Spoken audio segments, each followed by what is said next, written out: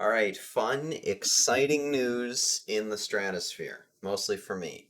But I've been on a coding adventure to make a bot that uses ChatGPT and AWS's Polly to automatically make stories. It edits them. It adds music to the background. So this is what it looks like. It also generates a picture for it. So it'll make its own file. Inside the file will be the script that ChatGPT makes, and then it converts that into audio, which will be this. It's Lifeless planet. It's barren.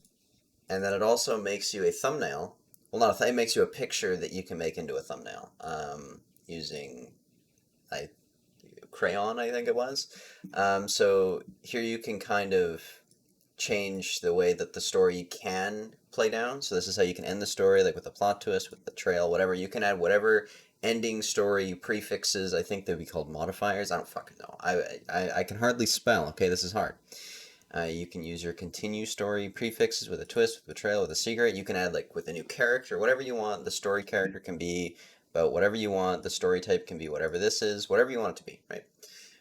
So what it does, I'll just demonstrate. I'll just drag this over to my other monitor. I'll just press on the go button, and we can just watch it work. So firstly, it asks ChatGPT for a story idea with the options that are in there, and then it uses that story idea to write an actual story. And then there's some other things in there just to keep it from writing things you don't want it to. But here it'll write the story, it'll continue writing till it detects that it's not writing anymore, and then it'll ask it to continue the story with a prefix. So now it's with a twist. So it'll continue the story down. It'll be as long as you want it to be. Right now, it's going to continue the story twice before it ends the story. So now we just gotta watch it do its thing. It's going really quick because I have like premium because I was running into issues where I wasn't able to continue writing things because there was a limit. Like every hour, there's only so much you can do. And this is just way quicker. So I mean, it's a plus plus. Okay, so now it'll end the story. It's first going to copy this so it can know what to name the file. So it just copies whatever the thing named it. So gravity's betrayal. That's what it's going to call the file. That's not what it's going to call the actual story. We'll get to that.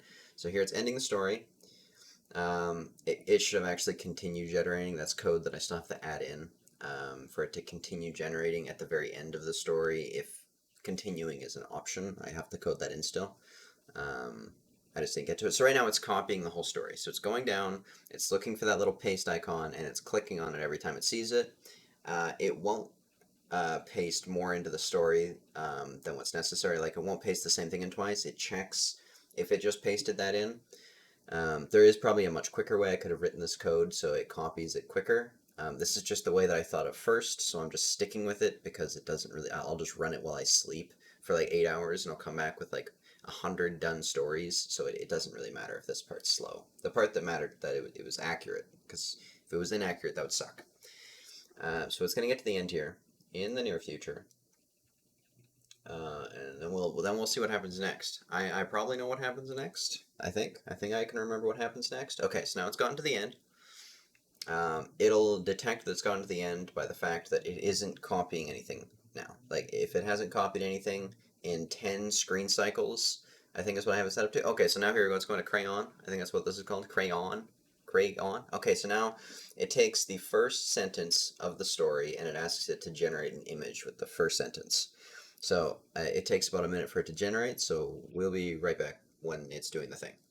Should be generating that image anytime now. There you go. Okay, so now it's going to look for a picture. It's going to save it. It's going to type in the name of your story as the place. It's going to save the picture. It's going to close this in 3 seconds. There you go. It's closed.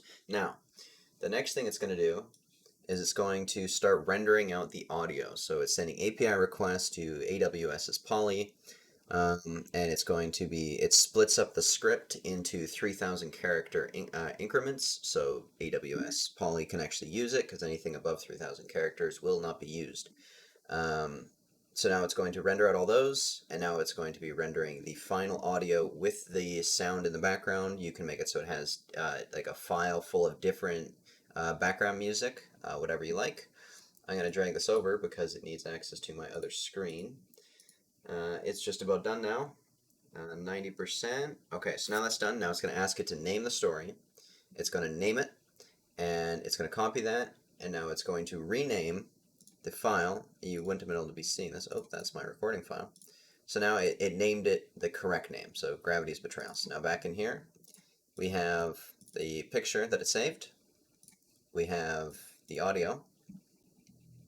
Curiosity, they toiled day and night. And then we have the script.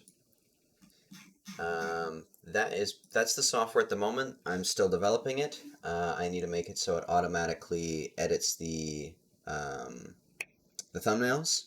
So you wouldn't just use this as a thumbnail. I have to make it so it automatically edits the thumbnails. I have to make it so it automatically edits the video, the full video, which with whatever background video you want playing behind the story.